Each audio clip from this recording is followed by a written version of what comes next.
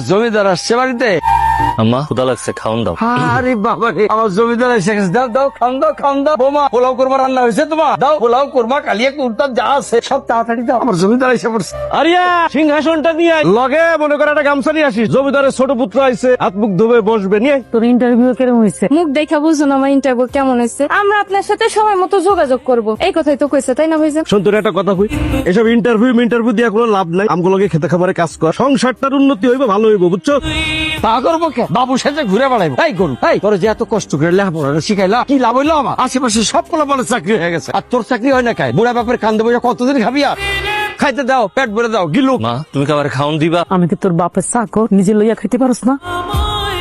আমার শার্টটা একটু ধুয়া দিস তো বোন, কালকে আরেকটা ইন্টারভিউ আছে। শোনো ভাইজান, আমি না তোমার চাকর না। কালকে সকালে কলেজের একটা পিকনিক আছে, 3000 টাকা চাঁদা ধরছে। বড় ভাইজানে বসে 2000 টাকা দেবো, 1000 টাকা তুমি জোগাড় করে দিতে পারবা? আবার করে শার্ট ধুয়ে দিতে।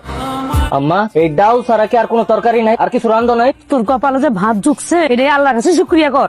মা তোমরা